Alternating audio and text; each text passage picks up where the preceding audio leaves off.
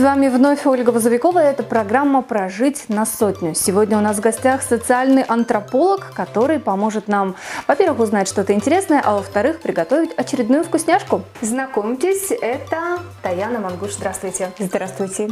У Таяны Мангуш очень интересная тема статьи. Она касается тувинских лаек. Об этом мы сегодня поговорим, но прежде чем мы начнем готовить. Итак, что мы будем сегодня готовить? Как вы уже заметили, у нас здесь есть макароны, морковь и томатная паста. Названия какого-то особенного у этого блюда нет, поэтому давайте назовем это все макароны с томатной пастой. Таяна, попрошу вас помочь мне натереть морковь. Это будет ваша задача. Крупно, мелко? Я думаю, что на крупной терке нам этого будет достаточно. В это время, друзья мои, я поставлю нагреваться сковородочку. Зачем? Для того, чтобы эту морковь отправить вот сюда и немножко ее пережарить. Чуть позже мы добавим сюда томатную пасту, тоже пережарим, и в этой всей вкусной массе будем готовить макароны. Пока ждем, пока нагреется масло. Таяна, у вас действительно очень интересная тема статьи, она касается тувинских лаек, и мне бы хотелось рассказать нашим телезрителям, а чем же эти тувинские лайки так уникальны? Тувинские лайки, чем они уникальны? Дело в том, что в мире существует 178 видов охотничьих собак.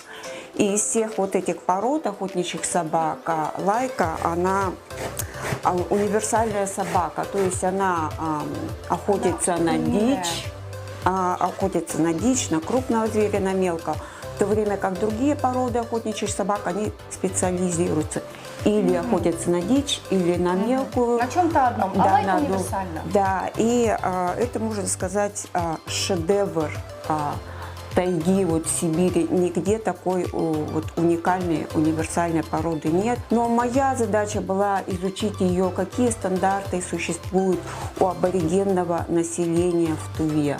У тувинцев, тоджинцев, оленеводов. Я ездила на полевые исследования, собирала материал. Тувинская лайка, она принадлежит к восточно-сибирской лайке. В советское время, и вот до сих пор остается, лайководы предпочитают западно-сибирскую лайку, тувинскую лайку ею пренебрегали, и до сих пор это отношение остается. Намеренно завозили вот такую западную лайку, западно-сибирскую лайку, в Туву тоже, щенков, и на данный момент у тувинской лайки есть вот эта примесь западно-сибирская, хотя они в принципе особо не отличаются только так размерами.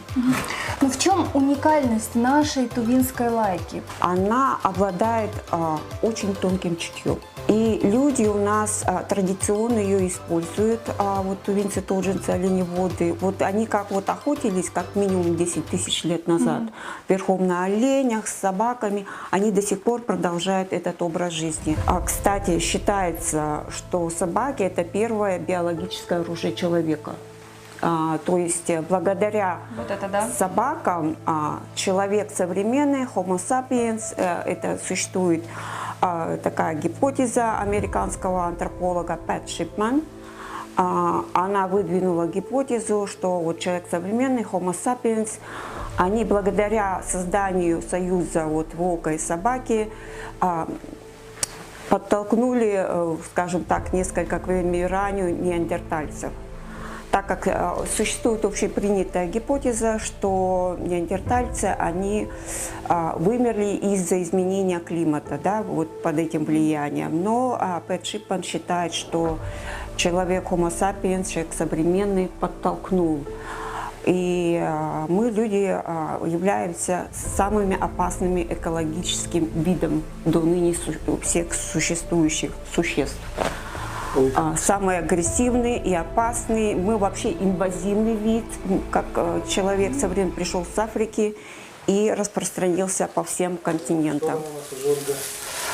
У нас на самом деле все хорошо. Вот был рассказ очень интересный, он вообще происходит, что я даже чуть-чуть уже подожгла морковь, а вообще мы ее доводим до такого золотистого цвета. В принципе, этого уже достаточно, все, что происходит. Сейчас наша задача добавить по вкусу томатную пасту или помидорки.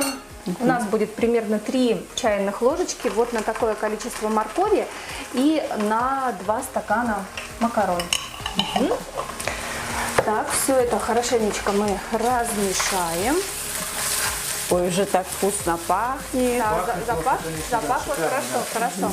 Но вот сейчас в этой поджаренной штучке мы и будем как раз готовить наши макароны. Все, нам не нужно ее слишком зажаривать, мы должны просто ее подогреть. И сейчас мы добавляем макароны. У нас сегодня 2 стакана, вот такие рожки, очень миленькие.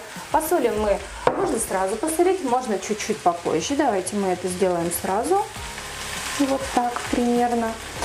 И сейчас самое главное, мы заливаем это все водой, но не переусердствуем. Почему? Потому что нам нужно, чтобы макароны сварились, но там не осталось воды. То есть где-то вот столечко, да. Накрываем обязательно крышкой и убавляем огонь. Столько всего интересного вы сегодня рассказываете про собак, и я понимаю, что вот эта тувинская лайка, она по-настоящему уникальна. Но тогда почему здесь, в Туве, мы, жители коренные в том числе, очень мало знаем об этой породе и практически не используем ее так, как можно было бы использовать? Почему это происходит? Вы знаете, собака, она до сих пор остается популярной в таежных районах, в нашем Тоджинском, Хемском районе. Таяна, я знаю, что вы приехали из Стокгольма, уже год вы находитесь здесь, у нас на родине, на своей родине. Но я также знаю, что вас удивило очень сильно обилие собак на наших улицах. В прошлом году, когда вернулась из Стокгольма, меня поразило, еще даже больше стало бездомных собак, и среди них есть вот эти наши лайки, вот эти наши аборигенные собаки. Да, которые на свободном выгуле, предоставлены самим себе, хотя, возможно, у них даже есть хозяин. Тут у нас такая история. Как нужно тренировать собаку? Это же нужно много времени и усилий. Люди просто их бросают.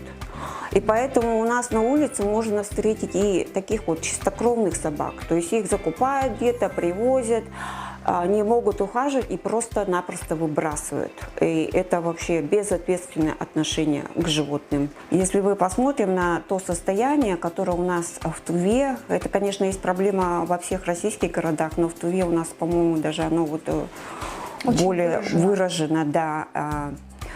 Это срез нашего общества, то есть отражение нашего общества. По сути, эти бездомные собаки, это мы ведь сами, метафорически говоря. Нужно менять все-таки отношения, прежде всего отношения к себе и к окружающему миру. И мы в ответе за тех, кого приручаем. Очень безответственно мы себя ведем, и нужно эту проблему решать. Вы немножко уже затронули тему, когда они появились и каким образом на территории Тувы, но хотелось бы узнать чуть-чуть поглубже. Также меня интересует, что конкретно вы будете писать в своей статье и где она будет публиковаться. Допустим, Ивенки в Иркутской области, я знаю, что где-то там в глухой тайге есть питомник, и они специально смешивают лаек своих с волком, и чтобы улучшить охотничий этот инстинкт. А, например, у тувинцев-тоджинцев это не приветствуется, это смешивание, они этим не занимаются, потому что лайка, она все-таки живет на оленеводческой стоянке, и эта излишняя агрессивность не приветствуется. У лайки есть агрессивность к дикому зверю, и они считают, что эта агрессия, если будет собака смешанная, может проявиться по отношению и к домашним животным, в частности, к северному оленю. Конечно, лучше использовать макароны твердых сортов, но наша программа называется «Прожить на сотню», поэтому мы купили самые бюджетные макароны, друзья мои, поэтому мы будем пробовать. От этих макарон очень толстеют, поэтому я лично буду пробовать буквально маленькую ложечку. Я немножко попробую тоже. Все это будет. Хотелось бы еще узнать, как вы видите выход из этой ситуации. Сейчас наши власти говорят о том, что что, соответственно, вышел закон, да, что отстреливать нельзя, за это власти понесут уголовную ответственность, кто будет этим заниматься. Только стерилизация, только кастрация, только гуманное регулирование численности животных. Как антрополог, правильный ли это подход? Потому что сейчас все, что происходит, все, что я читаю в социальных сетях, люди не верят, люди призывают вернуться именно вот к отстрелу, потому что они считают, что собак стало слишком много, и именно эти меры не работают. Но те же зоозащитники, они говорят, что как раз в советское время что было? 50 лет отстреливали этих собак, и сейчас собаки научились приносить потомство там не по 3, по 5 щенков, а уже приносят по 10-12. И это именно такой их защитный механизм эволюционный, когда чем больше их истребляют, тем больше они пытаются выжить уже вот таким способом. На Западе все-таки у них существует культура забирать животных из приютов. Да. Я вот сама 10 лет прожила в США, и у меня есть знакомые, друзья, которые вот забирали собак, кошек из приютов.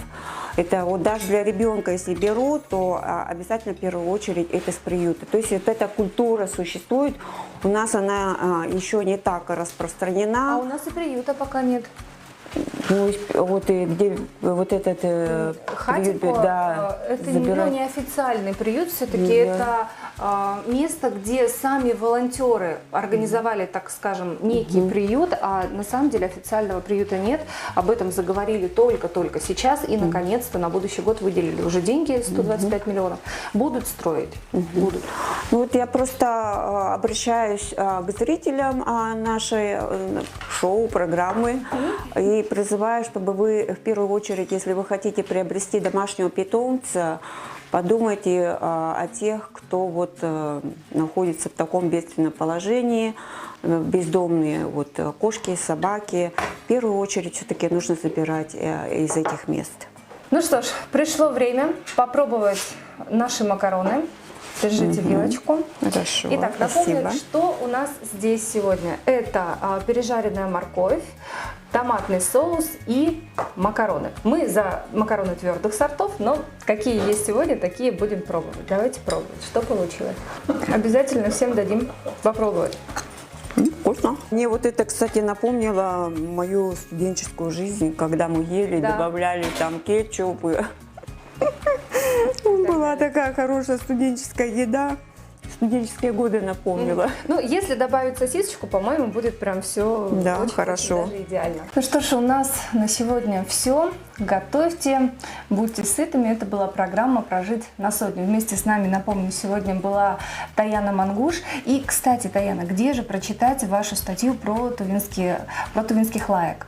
Я ее буду публиковать на английском языке в журнале «Сибирика», который издается в Великобритании. Это такой журнал, который принимает статьи общественно-гуманитарных наук, о Сибири прежде всего. И туда тоже входят другие северные регионы. Спасибо большое, что нашли время посетить нашу программу. Спасибо за приглашение. Всем пока!